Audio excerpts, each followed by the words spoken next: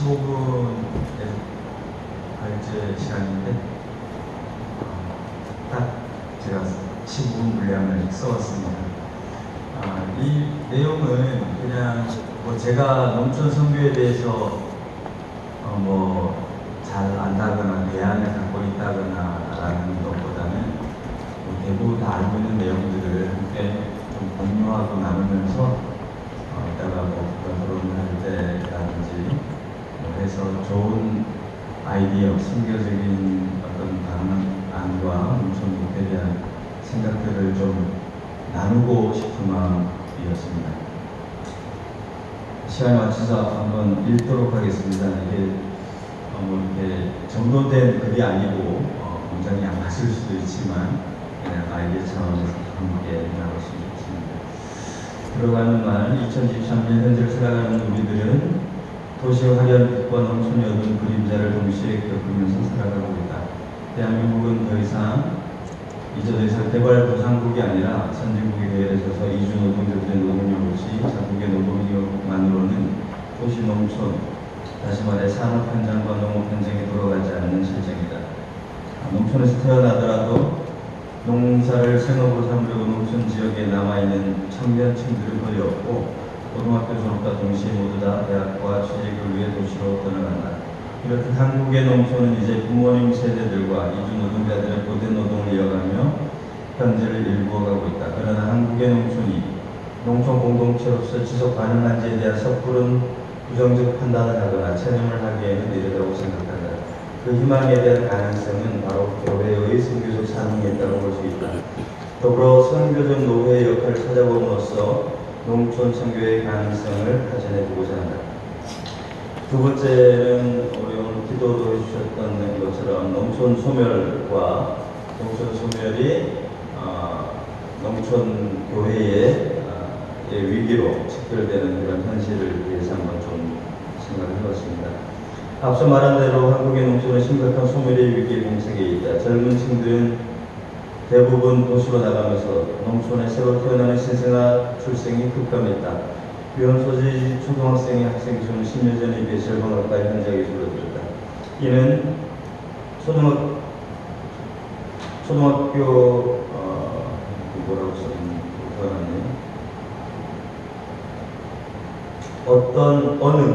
어느 초등학교는 1학년 학생 수가 1, 2명으로 통합 수업으로 운영되는 경우도 허다하다. 그래도 읍단위 초등학교는 그나마 형편이 나은 편이다. 읍소재지들은 웬만한 지방 소도시들의 복을 갖추어서 도시적 삶과 별반 차이가 없다. 그러나 소재지를 조금만 벗어나면 모두가 농촌지역이다. 수십 년 전만 해도 농촌지역의 대부분이 지리적 거리에 따라 분교들이 존재했었고 분교들의 학생 수가 감소함에 따라 소재지 초등학교로 통폐합되었다는 것을 모두 알고 있다. 그리고 지금은 통합된 소재지 초등학교의 학생 수마저 향후 몇 년 보면 폐교육을 안고 운영되고 있는 실정이다. 전주와 완도군을 비교해보면 혁신도시의 시작으로 구도심과 신도심이 구분되고 기존의 농촌지역이었던 이 섬에는 이제 전주라고 해도 무방할 정도로 전주와의 접근성이 좋아졌고 도심과 농촌이 공존한다. 송천동의 코시티 아파트 단지의 개발과 공동 삼봉 아파트 단지는 인근 농촌 지역의 젊은 인구들을 블랙홀처럼 빨아들였다. 초등학교가 모자라서 2부 수업을 진행하는 학교들도 있고 신축하는 초등학교들도 있다. 이제는 농사와 축산을 하는 젊은 층조차도 주거는 도시에서 하고 농촌으로 출퇴근하는 기이한 현상까지 발생하고 있다. 농촌이 소멸의 위기에 처해 있는 것처럼 농촌 교회의 위기도 그와 함께 찾아왔다. 여기에서 말하는 농촌 교회는 읍면 소재지의 교회를 제외한 불악단위 교회들이다. 도시가 주변 농촌 지역의 인구들을 흡수하는 것처럼 읍면 소재지 교회들은 불악단위 교회들의 교인들을 끌어들이고 불악단위 교회들의 교인 수 감소 요인 중의 하나라고 판단이 됩니다. 불악단위 농촌 교회들은 교인 수의 급감으로 예산이 부족하고 목회자의 안정적인 생활마저도 위협받고 있는 상황이다 보니 지역교회로서의 역할을 잘 감당하기에는 영향의 한계에 부딪히는 일들이 빈번하게 발생한다. 이러한 이유는 농촌 선교의 뜻을 든 농촌교회 목회자들조차도 선뜻 방법을 찾지 못해 헤매는 일들이 다반사이며 몇 년을 견디다 형편이 나은 목회지를 찾아 떠나기도 한다. 이런 농촌 소멸의 위기는 고스란히 농촌교회 소멸의 위기로 이어지고 있는 형국이다. 물론 농촌 현장을 열심히 읽으며 목회사에게 목회지를 오랫동안 지켜오고 있는 많은 목회자들이 있다는 것이 희망의 씨앗이라고 볼 수도 있다. 그럼에도 불구하고 농촌 소멸의 위기는 현실적으로 농촌교회의 존립 자체를 위협하고 있는 것이 사실이다. 그렇다면 이 위기를 어떻게 타개할 것인가? 발상의 전환이 필요하다. 농촌 선교와 농촌 교회의 역할.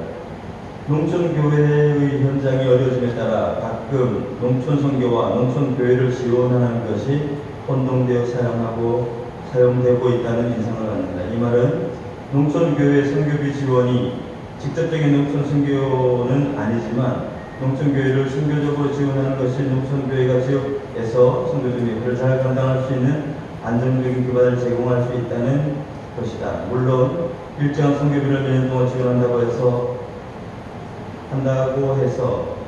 하고 끝난다면 그건 별 의미가 없다. 지속적으로 농촌과 농촌 목회가 안고 있는 문제들에 대해 관심을 가지고 함께 기도하고 과제들을 풀어내는 것이 중요하다.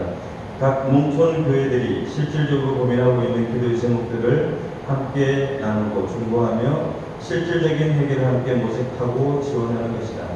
이러한 부분에서 노회내 안덕교회나 금암교회 등 그런 규모 있는 교회들의 농촌교회 선교 지원과 후원, 기도 후원은 많은 경험에서 나와 실질적인 과정이라고 보여진다. 그러나 더 중요한 것은 농촌교회가 선교 지원의 대상에만 머무는 것이 아니라 일단 주님의 교회라는 것을 잊지 않고 지역에서 선교적 교회로 자리매김할 수 있도록 선교적 과제를 발굴하고 그러한 사역을 감당해야 한다는 것이다. 선교하는 농촌교회 모델들은 지역의 특색에 따라 다양할 수 있다. 교회 요태를 넘어 마을과 지역으로 나아가는 선교적 교회로 작은 일부터 시작해 볼 수 있을 것이다. 그리고 밑에 내용은 제가 석천교회 온 지 지금 18년째 됐는데요. 18년 동안 종료된 선교 사업도 있고 현재도 진행되는 사업도 있고 저희 교회의 사례를 좀 소개하면서 각 현장에서 적용 가능하고 좀 한번 시도해볼 수 있는 그런 내용들이지 않을까 싶어서 함께 나누고자 써봤습니다. 석천교회 농촌 선교의 사례를 함께 나누면서 농촌 교회의 역할에 대해서 함께 고민해보자 합니다. 첫 번째, 저희들이 했던 사업들 6개만 이렇게 추렸는데요. 6개만 추렸는데 또 빠진 내용도 있습니다. 마을 사업도 있었고 실패 사례이긴 하지만 마을 사업을 해서 체험장도 짓고 했는데 어쨌든 마을의 주민들과 조금의 갈등이 있어서 저는 이제 뒤로 빠진 상황 그런 것들을 좀 생각을 했습니다.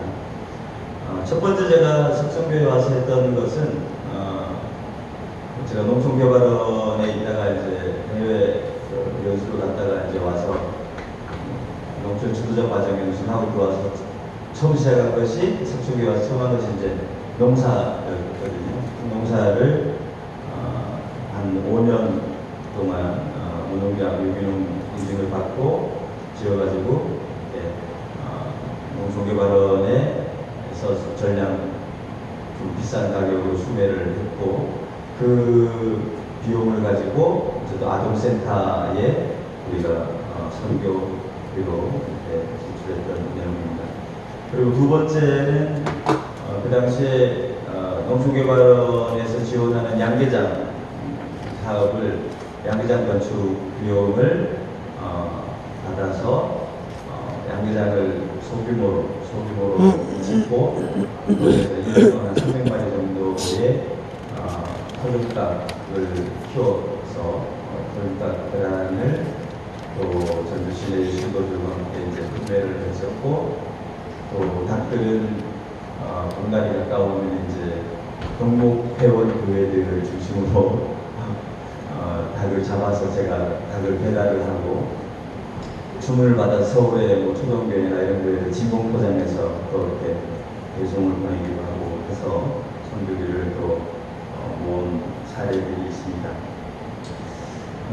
그리고 세 번째는 이제 송아지은행이었는데요. 송아지은행을 완주군에서 발행하는 기네스북이라고 있습니다. 완주군 내에서 제일 처음 시작했던 이런 기네스북을 발행한 적이 있는데 거기에 석천교회 송아지은행이 이제 축산평가에 이제 올라가 있는데요. 암송아지를 그 당시에 300만 원 할 때 그것을 이제 한 마리를 구입을 해서 이주여성 가정에다가 이제 분양을 해주고, 이주여성이나 저소득 가정에다가 분양을 해주고, 거기서 나온 첫 배를 저희들이 돌려받고 그걸 다시 재분양하거나, 두 번째부터는 그걸 이제 우리 교회에서 그거를 또 다시 자산으로, 다른 선교 영역으로 사용할 수 있는 자산으로 우리가 활용을 했습니다. 그래서 그때 송아지은행을 통해서 지역에 우리 화산면이 4마리를 분양해줬고요. 해외로는 인도에 2마리, 인도네시아는 돼지 분양을 했죠. 돼지 분양을 하고, 아프리카에 3마리, 말라위 3마리, 돼지는 뭐 이거 아는 대로 이건 해외 파트에서 다시 하겠습니다만, 근데 이것을 우리가 뭐 작은 교회에서 시골 저희 불합단위 교회 성인 교인 지금 13명인데 교회에서 할 수가 없죠. 그래서 그 당시에 우양재단이라고 있어요. 복지재단, 감리교 중심으로 된 우양복지재단에다가 프로젝트를 제가 사업계획서를 내서 거기에서 사업 기금을 받아가지고 송아지은행을 진행을 했고요.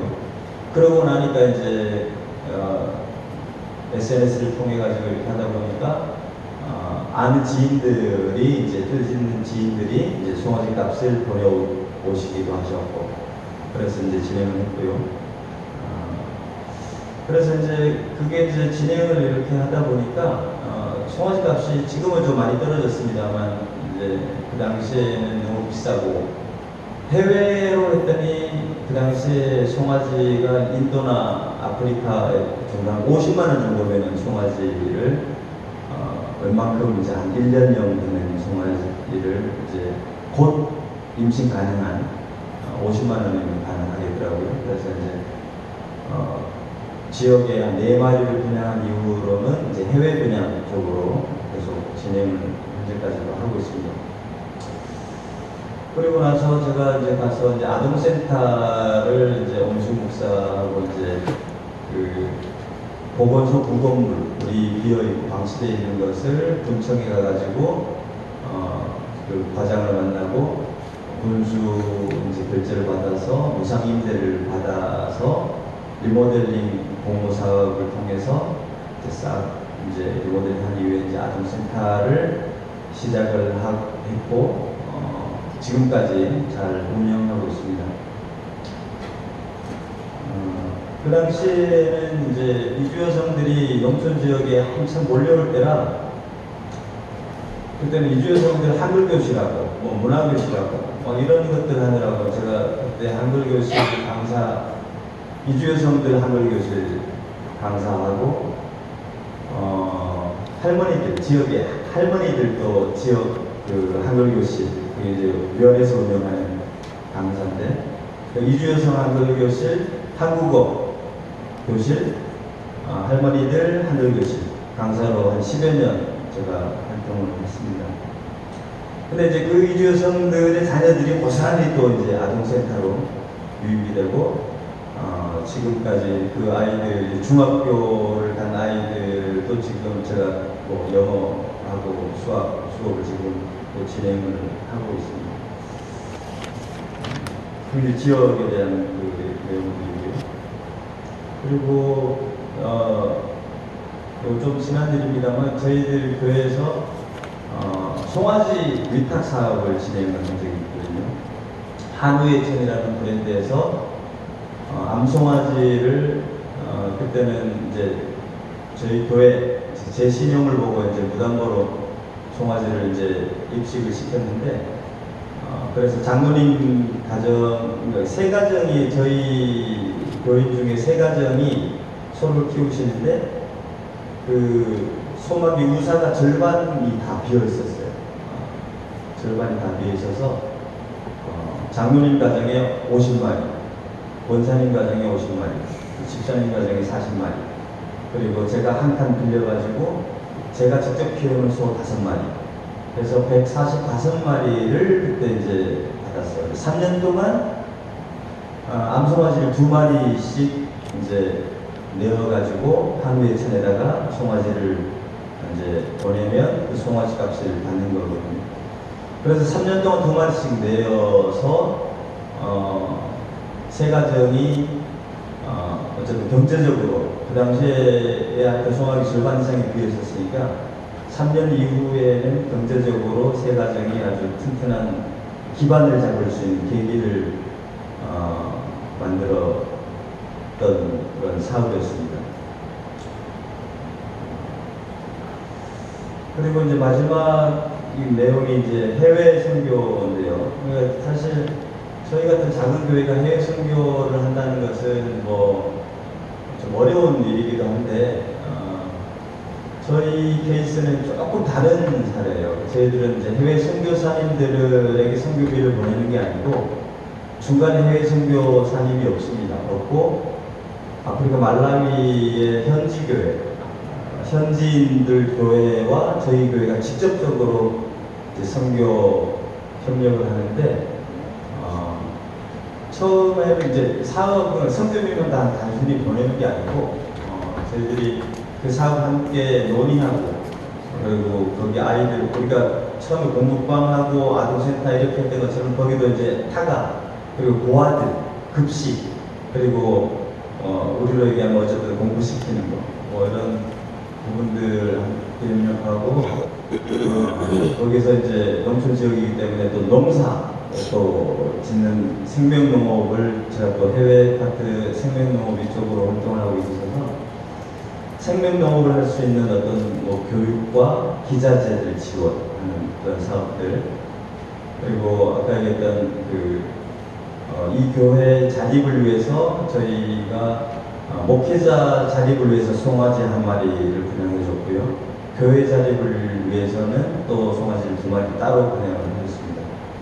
그리고 1년에 한 돼지를 한 5마리씩 이상 해서 지금까지 제가 정확하게 해서 40마리라고 표기를 했는데 40마리 이상을 저희들이 이제 분양을 해줬고 그 목사님이 그거를 키우셔서 그 지역에 있는 또 가난한 이웃들에게 2마리씩 또 분양을 해줍니다. 2마리씩 분양을 해주면 거기서 또 2마리를 분양해주면 돼지는 한 번 낳으면은 한 10마리씩 나오니까 거기서 2마리를 또 새끼를 또 받아요. 받아서 또 그걸 다시 재분양해주고 하는 그런 가축은행은 지금 현재도 계속 이제 진행 중에 있습니다. 근데 아프리카 말라위 이런 송아지 분양이나 돼지 분양 같은 경우에는 아까 얘기했던 우리가 암송아지 위탁 사업을 하면서 장로님께서 많이 이제 해외 선교에 관심이 많으시고 아까 위탁 사업을 통해서 기반을 잡으셨는데 그 송아지 해외에 분양해주는 송아지와 돼지의 그 선교비를 거의 전적으로 부담을 하셔요. 그러니까 우리 장로님 한 분이 헌금하시는 게 이제 굉장히 많으신데 그런 이제 우리 교회 자체의 위탁 사업을 통해서 또 그런 해외 사업의 선교비로 장로님이 그렇게 헌신하고 계시다는 것을 좀 말씀드리고 싶고요. 말라위에 저희들이 하는 것도 저희들이 교회 건축을 이렇게 작은 교회에서 교회 건축을 세 개를 했는데 교회 건축이 그렇게 큰 비용이 드는 게 아니더라고요. 말라위 같은 경우에는 흙벽돌을 자기들이 교인들이 찍어요. 다 찍어서 말려서 그걸 부어요. 실제로 가마를 만들어가지고 그냥 불판에다가 가마를 만들고 그냥 나무 장작대가지고 벽돌을 부어내면 저희들이 지원하는 거는 시멘트하고 지붕재료, 시멘트 지붕재료만 저희들이 이제 부담을 하는데 그렇게 하면은 자기네들이 또 지어요. 그러니까 실질적으로 교회 하나 말하자면 한 100평 정도 되는 교회를 하나 짓는데 한 한 450에서 500 정도 들어갑니다.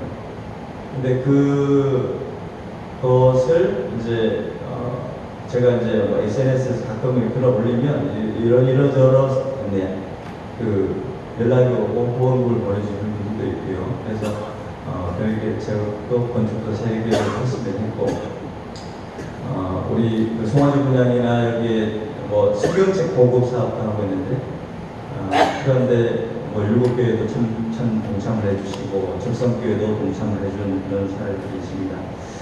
그래서 이제 그런 일들 가운데 이제 오늘 이제 4번, 5번은 이제 그냥 광고성을 읽겠습니다. 4번, 그러한 일들이 사실은 농촌 교회가 아무리 이제 불악단위 교회가 지금 많이 이제 위기죠. 근데 이제 제가 볼 때도 한 10년 향후가 되면 많이 폐교회가 될 거라고 생각을 해요. 그것을 제가 여기도 썼습니다만 초등학교도 통합되고 본교들이 다 사라지고 하는 그 상황 속에서 지금 불악단위 교회들이 10년, 20년 뒤에까지 살아남을 거라고 저는 생각을 하지 않거든요. 없어질 거예요. 폐교될 거라고 생각해요. 근데 그것을 이제 우리가 어떻게든 뭐 멈추거나 그렇게 되지 않을 수 있으면 좋겠지만, 저는 이제 그렇게 진행될 거라고 보는데, 그럼 그 다음을 어떻게 할 거냐라고 하는 준비를 좀 해야 되지 않을까 싶은 생각이 들어요. 그래서 그것이 꼭 비관적인 것은 아니라고 생각하고,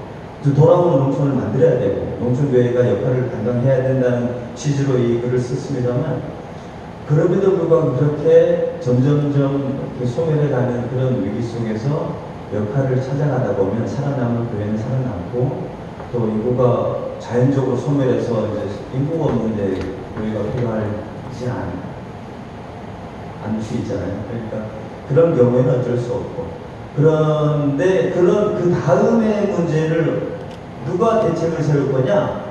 라고 했을 때는 총회는 힘이 없어요. 뭐 다 아시겠지만 총회가 정책을 만든다고 해서 뭐 되는 것도 아니고, 총회는 말하자면 총회 정치판이잖아요. 이렇게 부정적으로 보면 안 되는데, 근데 그 역할을 누가 할 거냐? 보면은 장효주 목사님이 저는 선교부장님으로서 잘 잡으신 것 같아요. 그 노회가 역할을 해야 돼요.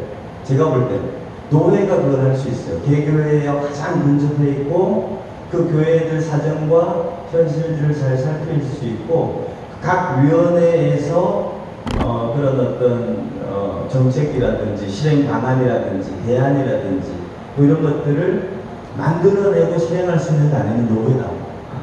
그래서 노회 각 위원회들이 지금 선교부 오늘 이 논의가 뭐 큰 결과물을 내올 거라고 생각은 않지만 첫걸음으로서 선교적 노회의 시작점이라고 좀 볼 수 있겠다, 이런 생각을 하면서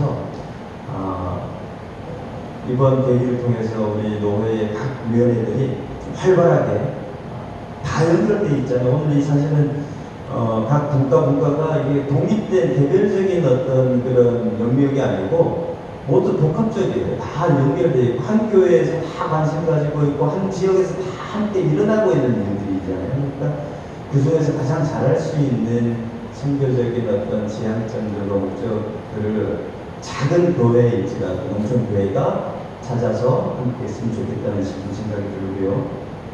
나가는 말에 나와 있는 것은 이제 광고말입니다. 광고인데 7월 18일 날 곧 제가 이제 웹자고 제가 이제 총회 농촌 특별위원회 위원으로 들어가 있는데요.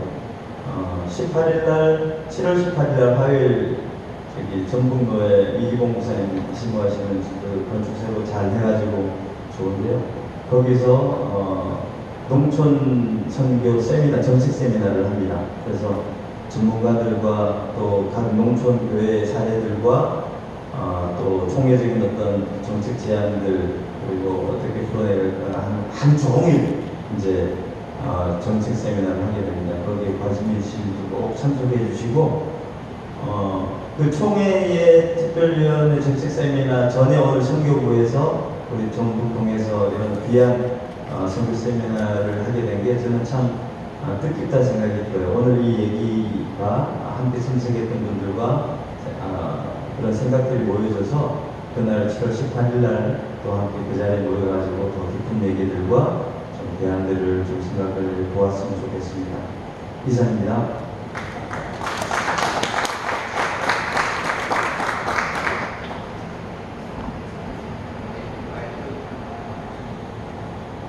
아예 마이크 넣어놓으시죠. 오늘 감사합니다. 저희들 엊그제 성교부 임원회 모였을 때 했던 이야기를 지금 안 목사님 그대로 해주셨어요. 네, 그 의도를 말씀해 주셨는데 제가 그 부분은 제가 안 드렸습니다. 오늘 얘기해 주신 도시교회와 또 농촌이 협력할 수 있는 오늘 영역들에 대한 이야기를 신뢰를 통해서 얘기해 주셨는데 또 좋은 작업이 되면 좋겠습니다. 시작하면서 청년부터 나왔어요?